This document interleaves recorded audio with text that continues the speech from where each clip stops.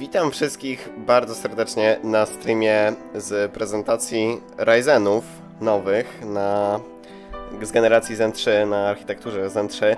Niestety trochę skrzywiłem, nie będzie dzisiaj kamerki, bo akumulatory są porozładowywane i się właśnie ładują i się ściąłem 5 minut przed streamem, także no niestety się podładować nawet nie zdążył. Być może w połowie kamerka wleci, być może nie, zobaczymy jeszcze jak to będzie. Ja w tym czasie jeszcze powyłączam na innych scenach. Czy ja mogę na innych scenach teraz coś wyłączyć? Mogę. Dobra. Muszę powyłączyć na innych scenach tą kamerkę, żeby tutaj później nie było przypsu. Okej. W każdym razie witam wszystkich bardzo serdecznie. Cała konferencja, właściwie film, bo to będzie oczywiście pre-recorded film, jako premiera na YouTubie. Za 4 minuty, o 18 tam z minutami generalnie. Bo oczywiście, jak zwykle, gdzieś tam te premiery na YouTubie mają już jakieś tam opóźnienie, jakieś tam odliczania, bla bla bla bla bla. W każdym razie, jeśli chodzi o update sytuacyjny na temat karty graficznej, to nadal nic nie wiem, nie dostałem żadnego maila dzisiaj od XCOMu, na dzisiaj miałem przewidywaną datę dostawy. Ale niestety nic nadal nie wiem, jutro będę pisał, jeżeli nic się nie odezwał, co z tą moją kartą i w ogóle. Sprzątałem dzisiaj nawet specjalnie trochę w pokoju na tego streama i kurwa mać, kamerka jest rozładowana, także cóż, no nic na to nie poradzę. W każdym razie, jeszcze nam zostały 3 minuty według YouTube'a. No i nie wiem czego się spodziewać po tych nowych procesorach. Miejmy nadzieję, że w końcu nie będzie tak, że Intel jest o 5% lepszy w grach, tylko w końcu AMD tak zdominuje rynek, że i AMD do gier, i AMD do wszystkiego. Bo generalnie po karcie graficznej jest plan, żeby się przesiąść na Ryzeny, tylko chciałbym już nie na M4, tylko na następny socket. Tylko nie wiem, czy następny socket w ogóle będzie, bo nie wiem, jakie są plany AMD odnośnie tego. Jak to będzie dalej w przyszłości wyglądać, jeśli chodzi o kompatybilność tych płyt głównych i tak dalej. Bo jeżeli teraz bym na przykład kupił tego Ryzena 5000 i następne Ryzeny to by była nowa podstawka, to było bez sensu, bo w ogóle bym znowu kupił tak jak z tym procesorem Intela, zero szans na upgrade. Chociaż u Intela to zawsze jest zero szans na upgrade. Bo jednak jak ktoś kupował... W sumie nie wiem właśnie jak będzie z kompatybilnością z tych pierwszych płyt. Być może te najwyższe chipsety będą to obsługiwać, a te niższe to tak może, nie wiem. Bo tam, no, być może one by pociągły, podejrzewam, te płyty, te procki, tylko nie na jakichś dużych zegarach mogłyby trotlować, mogłyby być niestabilne, bo tam sekcje zasilania, szczególnie na jakichś gorszych płytach, mogłyby nie wyrabiać. No i zobaczymy. Prawie 100 000 ludzi oczekuje na tą premierę na YouTubie, na oficjalnym kanale AMD. Oczywiście jest dużo restreamów, jakieś XCOMy, nie XCOMy, Morele, wszyscy robią swoje komentary. No właśnie, tutaj mam zaspiewany generalnie feed powiadomieniami odnośnie tego.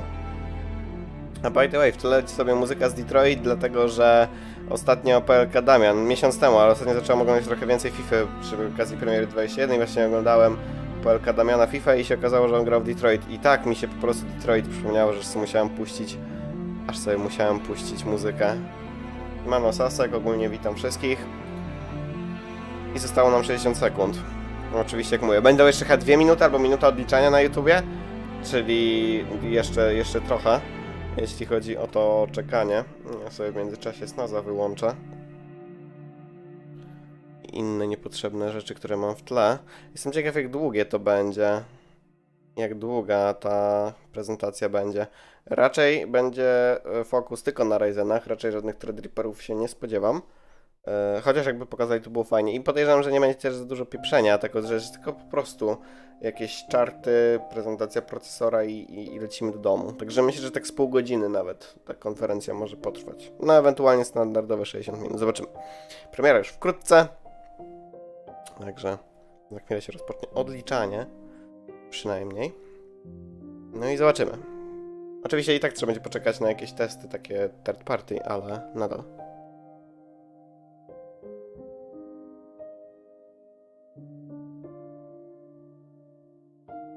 A w tle jeden z najlepszych motywów z Detroit. Czyli The Little One, tak? Czy tam po prostu Little One po prostu. No. No, come on. Dawaj, premiera. Znaczy podejrzewam, że ta premiera się rozpocznie równo o 18, czyli za 5 sekund. Wtedy już przełączę scenę, bo wtedy będę mógł dać na full screena ten film. Ok, jest 18. I nadal się nie odświeżyło. Odświeżę może stronę. Nadal nic. Dobra, już jest 18, także oszukują YouTube generalnie. No zobaczymy. Jakieś chyba były ploty, że one będą lecieć na 5 GHz, te Ryzeny. Zobaczymy przy ilu rdzeniach i przy jakim TDP i ogólnie jak to się będzie grzało i w ogóle. Chociaż wątpię, to na pewno jakichś termicznych rzeczy nie będzie. Będzie tylko performance czysty w grach i zapewne w zastosowaniach profesjonalnych. No come on. Zaczynać tą premierę czy nie? YouTube daje ciała. O, dobra, w końcu, ale wyciszę, na razie nie gra muzyka z Detroit. Bo i tak jeszcze odliczania mamy chwilę. Uwaga, teraz się zrobi jasno. O, proszę bardzo, mamy premierę na YouTubie, także się zrobiło jasno. Niestety premiera jest tylko Full HD. W ogóle chyba premiery są o jedną jakość jakby w dół, względem tego, w jaki jest film, czyli chyba film jest w 4K. A tutaj będziemy dogonić Full HD. Nie żebyście widzieli różnicę, bo stream jest Full HD od mojej strony, ale u mnie jednak to tak wygląda średnio na tym monitorze jednak. Niestety. Ale mam nadzieję, że już niedługo przynajmniej gry będą fajnie na tym monitorze wyglądać, kiedy mi ta cholerna karta przyjdzie. O. Chyba ziemniaczek. Ty, dzień dobry. Dzień dobry i jeszcze minuta nam została. Także niech sobie Little One po prostu przeleci do końca. Akurat, no może nie, ale może akurat. No on akurat się skończy gdzieś tam przed tym odliczaniem. Także czekamy. Nie wiem już za bardzo o czym powiedzieć, wszystkie tematy wyprzedałem, nie potrzebuję, może zaczynam tak wcześnie. W każdym razie, kupujcie DevLife, linki w opisie. Kupujcie DevLife, pierwszy link w opisie chyba powinien być do Steama. A niedługo będzie specjalny update halloweenowy, to tak w ramach ciekawostki. Tylko ogłoszony, chociaż nie, chyba na Twitterach i innych social mediach już to było ogłaszane z naszej strony, ale nie jestem pewien. Dobra, wystarczy Spotify'a, otwórzmy tą zjebaną muzykę z premiery, która jest pizdu głośna. Jeszcze jest głośna, Jezus Maria. Dobra, może nie aż tak bardzo, ale okej. 10, 9, 8, 7, 6, 5, 4, 3, 2, 1. Let's go. No come on, odcisz się. Okej.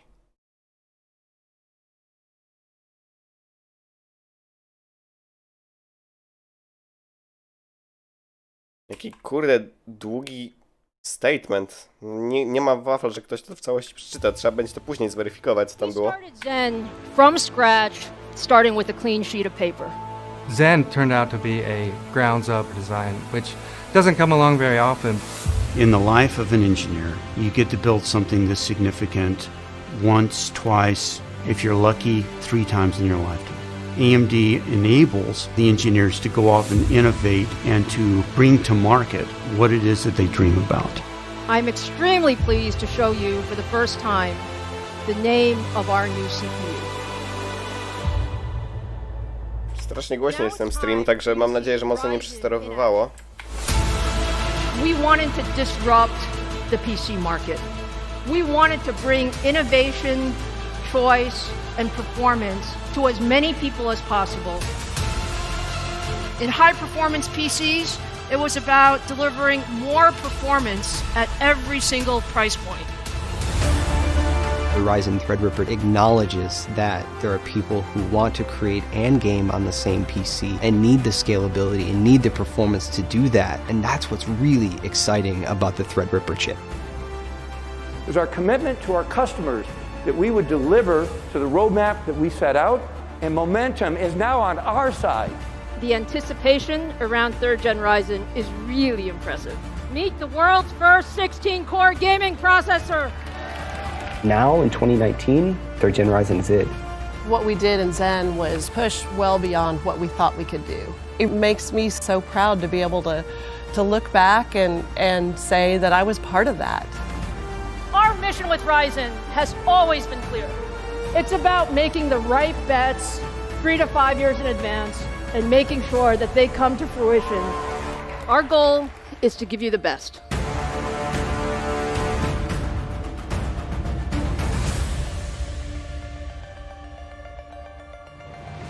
Welcome, everyone. Big welcome to all of you, and thank you all for joining us today. I've been looking forward to this moment all year, and I know many of you have too. It's been a challenging year for everyone as we've navigated the COVID-19 pandemic globally. But one thing we've learned is just how important high-performance computing technologies really are. From work to school to gaming to entertainment, the PC is now the computing platform of choice in 2020. And I'm really excited to show you today what we have been working on for the next-gen PC platforms, and especially for all of you gamers. Now, it's already been an incredible year for gamers. There's so much excitement around the next-gen consoles. We are so proud to power the new Sony PlayStation 5 with a high-performance custom chip featuring our AMD Ryzen CPU and AMD Radeon GPU technology. And we are equally proud that custom AMD processors also powered the new Microsoft Xbox Series X and Series S consoles, again, featuring our high-performance Ryzen and Radeon technologies. These consoles are bringing just incredible technology to gamers all over the world and are really a result of just deep engineering partnerships over many, many years with both Sony and Microsoft. Now, gaming is at the heart of so much of what we do at AMD. Whether you're talking about PCs or consoles or cloud gaming and mobile. AMD loves gaming, and we like to say gaming begins with AMD. So today, we're going to talk specifically about our next-gen PC gaming platform. So let's talk a little bit about Ryzen. Now, you guys know we brought the first generation of Ryzen to market in 2017. And we actually had one goal. It was to build the best PC desktop processor possible. Now, we knew we wouldn't get there in one step, but with each generation of Ryzen, it's gotten better. And we focused on how do we deliver more performance? How do we deliver the best features? And how do we give more capabilities to all of you PC enthusiasts so that you can do more than you ever thought with your desktop or in your notebook? And we've made great, great progress. We started with Ryzen in desktops, and then we introduced Ryzen Threadripper in high-end desktops. And now, actually, Ryzen is in many amazing notebook systems with our Ryzen 4000 series. I think it's safe to say that AMD loves the PC, and I think also it's safe to say that PC users love Ryzen. So we really appreciate that. Now look, let's just focus on the desktop for a few minutes. The progress we have made over the last few years has been really amazing. If you look at the market before Ryzen, the desktop PC was on sort of an incremental performance slope for the last many years. Now, over the past 3 years, we've significantly changed that trajectory and really completely reset expectations as we've gone from first-gen Ryzen to second-gen, now to third-gen Ryzen. We were the first to launch a 7-nanometer desktop processor, and today, third-gen Ryzen leads in so many areas. We're the highest in multi-threaded performance. We are the best in terms of power efficiency, and third-gen Ryzen is an absolutely great gaming processor. But as you know, we're really ambitious. So our work with Ryzen is never done. Our engineers have been on this maniacal focus of what can we do more? What can we do better? So today, we're here to talk about our brand new CPU core. You've all been waiting for it. It's all about Zen 3. And with Zen 3, we focused again on bringing the best to the PC market. I'm so proud of what we've accomplished. Zen 3 increases our lead in overall performance. It increases our lead in power efficiency. And also now, it delivers the best single-threaded performance and gaming performance as well. No i właśnie na to wszystko czekaliśmy. I tak się nie odzywałem, bo nie chciałem jej przerywać. W każdym razie fajnie, że zrobili taką z pompą konferencję na tej scenie co zawsze i w ogóle. No i zobaczymy co to będzie. Najlepsze do wszystkiego teraz już Ryzeny mają być. Thank you, Lisa. I couldn't be more excited than to share a little bit more about Zen 3 and our progression to get here. It's been quite a journey. We set a course over 5 years ago to design a family of high-performance x86 CPUs. Ale cięcie było widać, bo gościu ręce złożył. Outright leadership. We set up the team so that development of multiple processor generations could be done in parallel, with designers leapfrogging from one generation to another. This has resulted in consistent delivery to the market as promised. I could not be more proud than to help unveil our third generation. No patrzcie, nie pokazuje dokładnie daty, tylko Q4 po prostu. It is a beast in performance and will deliver absolute leadership in the x86 market. Zen brought us back into high performance with a 52% improvement in instruction per clock in a single generation. It built a strong base for us to build upon as we developed the Zen family. Last year, Zen 2 brought double-digit percent increase in instruction per clock and debuted 7 nanometer in chiplet technology. That 7 nanometer efficiency enabled leadership, multi-core performance, and core density. The innovative chiplet implementation allowed us ease of manufacturing with the small 7 nanometer die and scalability to leadership core counts. And now Zen 3. Wow, what a great job by the design team to improve every aspect of the CPU. Tak ciekawe, że nic nie zdradzają. Oczywiście na sam koniec konferencji będą dokładne liczby pewnie. Higher frequency, higher instruction per clock with design improvements across all of the CPU components and lower latency on top of that. You look at some of the key elements. There's a new layout of our processor that brings all the cores onto a unified 8-core complex. And that accelerates core-to-core communication. That's especially helpful for gaming workloads. That consolidation actually allows every core to directly access the 32 megabytes of L3 cache. And that dramatically accelerates workloads that are latency sensitive, like gaming. And finally, significant changes throughout the Zen 3 architecture, generating... Czyli zbliżyli do siebie fizycznie chipy, jak rozumiem, no i oczywiście prawie plus 20 i PC. Nieźle. Just in the mid of last year with Zen 2. Altogether, Zen 3 is our most significant architectural update yet across the Zen family. We made the Zen 3 floating point and integer execution units wider, more flexible, and allows us to deliver more execution capability to the user at a lower latency. We've increased the number of loads and stores that we can do versus Zen 2, helping us feed those wider execution capabilities of Zen 3. We've added more branch prediction bandwidth. It allows Zen 3 to tackle back-to-back predictions much more quickly, reducing the delays. We call it zero bubble. These innovations keep Zen 3 ahead of the industry norm on generational improvements and position Zen 3-based Ryzen to be a clear desktop performance leader. Microprocessor performance engineering never has one single bullet. It takes focused microprocessor engineering. It's a broad set of improvements that are needed to make a great architecture. It takes innovation on all of the key levers. Zen 3 is a total front-to-back redesign. The microarchitecture had laser focus on performance on every element, end-to-end improvements, caching, load store, our execution units, our prefetching, our dispatch, our decode.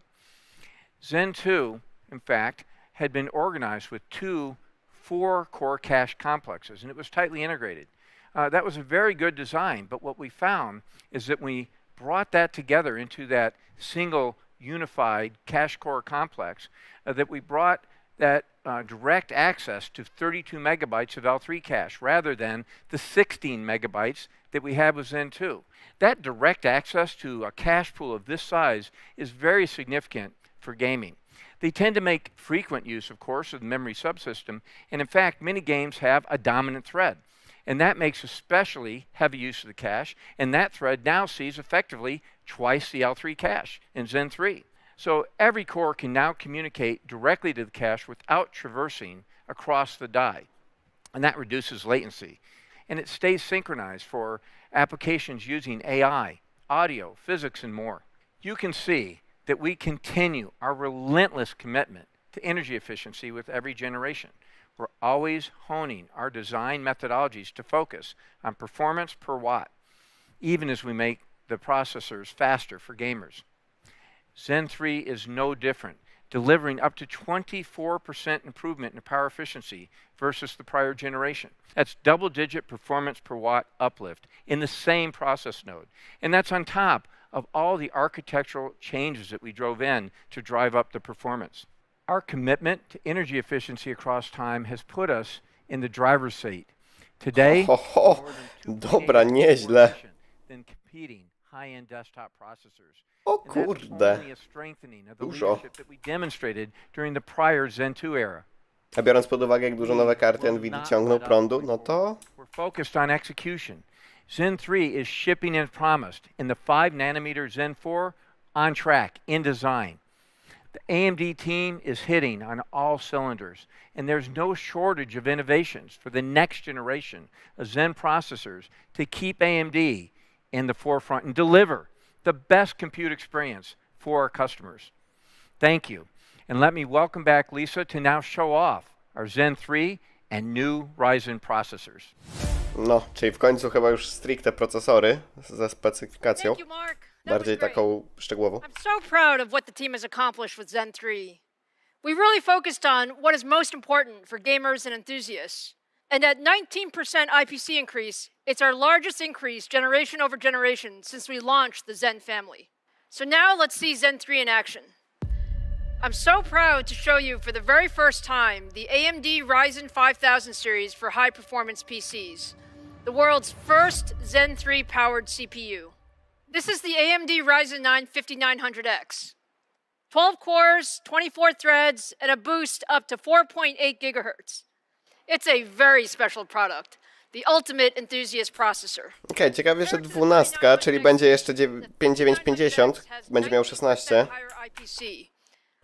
No i w buście idzie na 4.8, to podejrzewam podkręcić do 5 GHz nie będzie ciężko. All while remaining at 105 watts.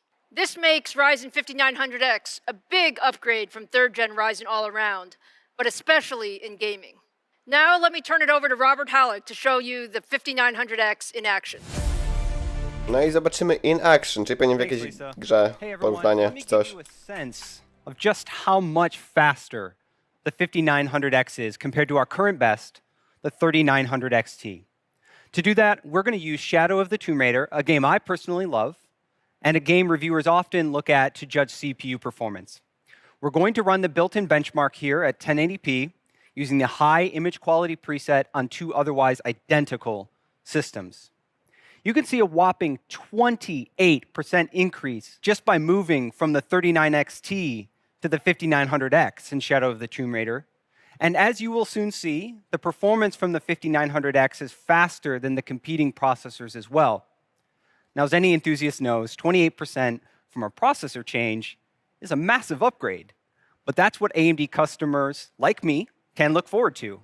This truly demonstrates the gaming strength for Zen 3 when you No combine pokażcie czarty od Intela, a nie. unify cores and unify cache pools.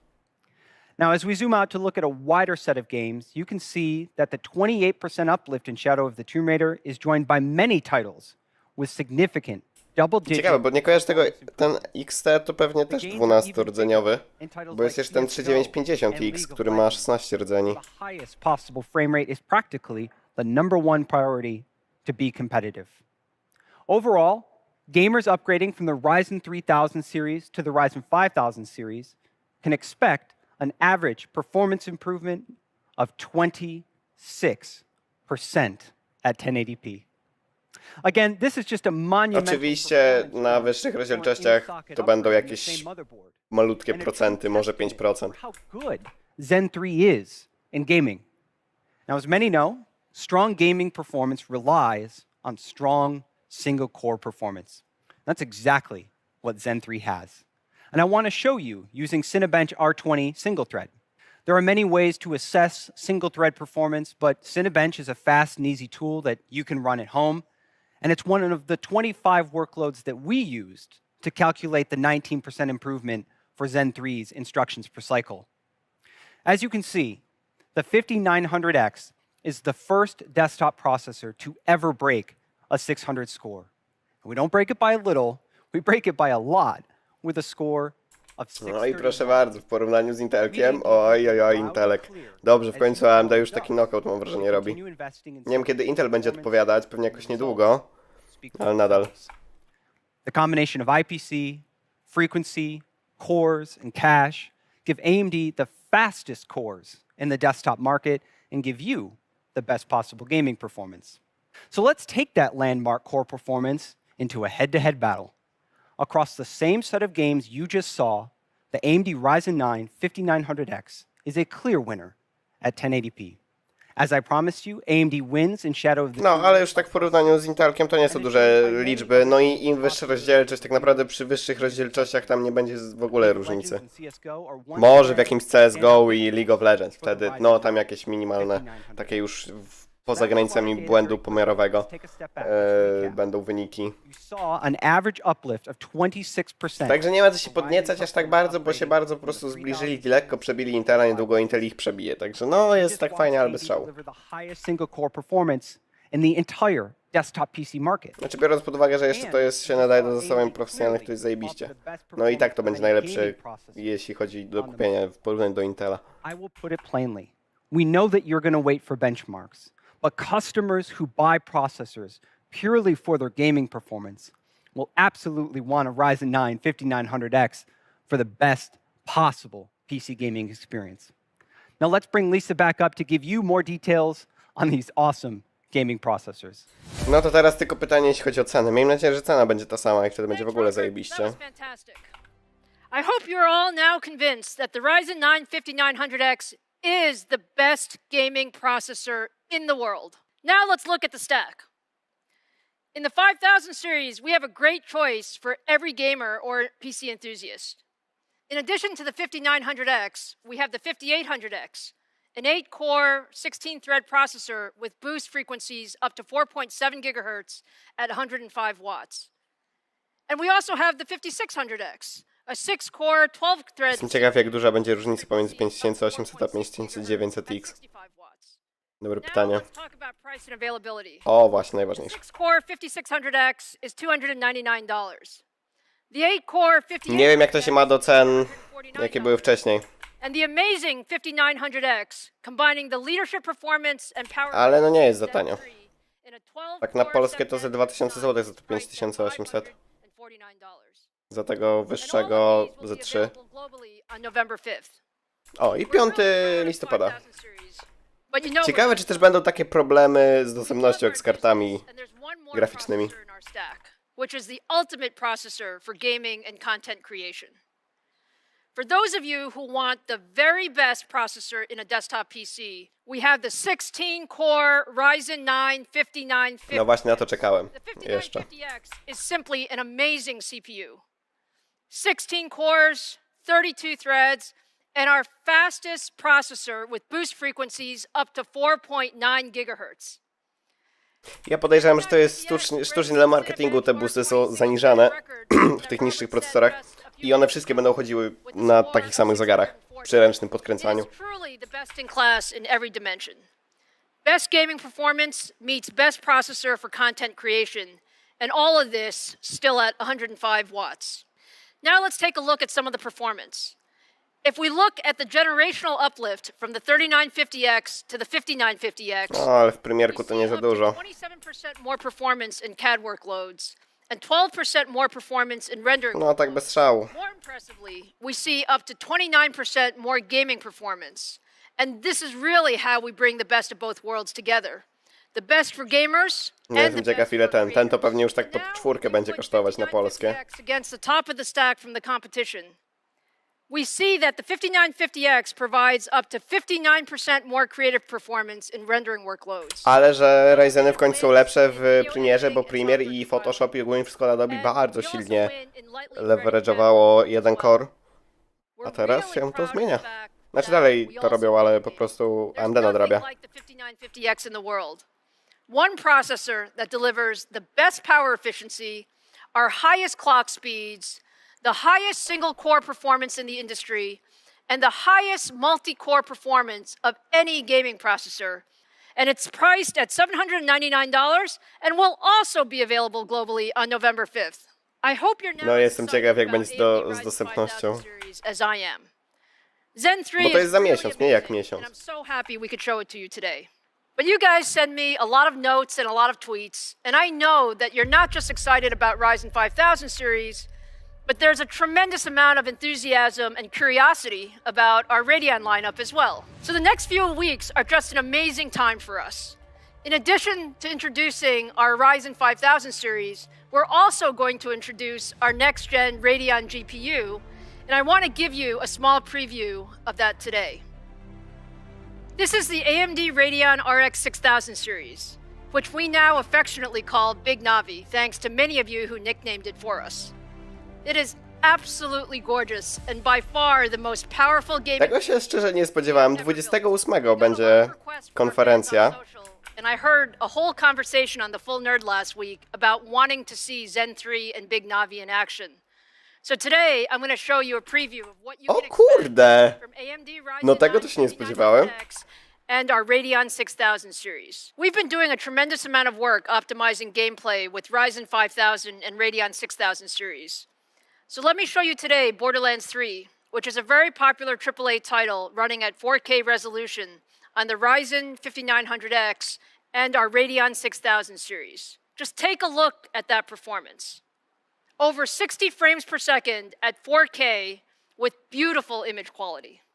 We are super excited with what we've accomplished with Big Navi. In addition to Borderlands 3, here's a bit more of a performance preview on Call of Duty Modern Warfare and Gears of War 5 at ultra settings in 4K. No jestem ciekaw, jak to się skaluje z Nvidią. Tremendous 4K performance across the board. We still have a few weeks until launch, and the team is working really hard on fine-tuning things. But I hope you're as excited as we are about what Ryzen 5000 series and Radeon 6000 series can do together for your next generation PC.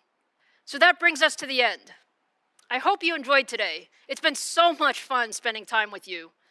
We have a lot more to show you later this month, so join us again on October 28th, where we'll give you the full story of our AMD Radeon RX 6000 series.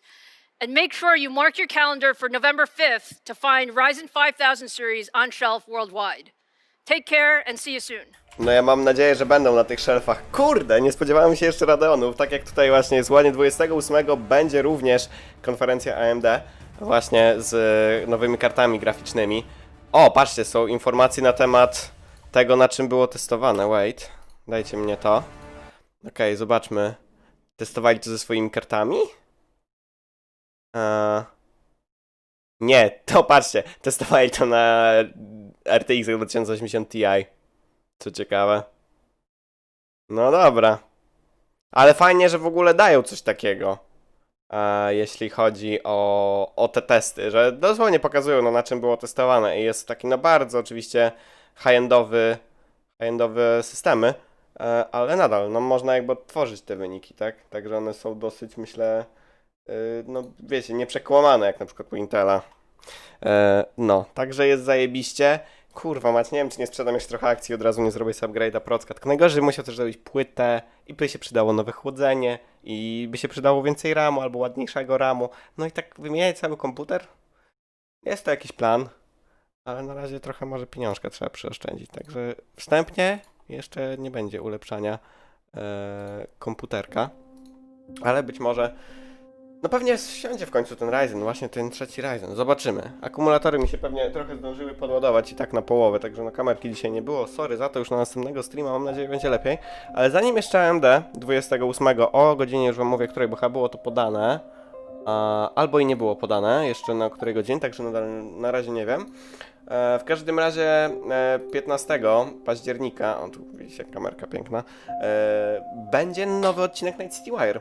4 już i będą tam samochody. Będzie skupienie się na pojazdach, jakie będą w Cyberpunku, także na to już zapraszam na godzinę 18, a na dzisiaj będziemy już kończyć, tak więc mam nadzieję, że ten stream wam się podobał. No czekamy zdecydowanie na te Ryzeny, zobaczymy jak będzie z dostępnością, zobaczymy jak, bo nie jestem pewien jaki jest ten performance w 4K w tych grach, które były tu pokazane, jeśli chodzi o Nvidię. Polecam poczytać sobie jakieś artykuły albo poglądać jakieś filmy, szczególnie u zagranicznych mediów, na przykład Gamers Nexus albo Hardware Unboxed, jeśli chodzi o te porównania, bo tam podejrzewam takie będą rzeczy. No i poczytać jakieś artykuły, żeby właśnie zobaczyć jak ten relative performance, ale oczywiście i tak będziemy musieli poczekać na testy third party. I mam nadzieję, bo też ostatnio były ploty, że Nvidia pokaże nowe karty, w sensie te same, tylko że z większą ilością VRAM-u. Jeżeli kurwa mi Nvidia za miesiąc pokaże karty z większą ilością VRAM-u, to się chyba zajebie, bo nadal tej karty nie mam, nadal czekam. No i jestem ciekaw. Też jestem ciekaw, jak AMD będzie wspierało ray tracing w swoich kartach i jak to się przede wszystkim będzie skalować. No i ogólnie jak też w rasteryzacji będzie ten performance się skalować z AMD. Zobaczymy. Tak czy jak w tym streamie to by było na tyle, na tym streamie to by było na tyle. Tak więc mam nadzieję, że on wam się podobał. Kolejny, jak już mówiłem, 15 października o 18, a później 28 stream z RDNA 2, czyli nowych Radeonów od AMD. Także jeszcze raz dzięki za oglądanie i do zobaczenia na kolejnych streamach. Kupujcie DevLife, pa pa!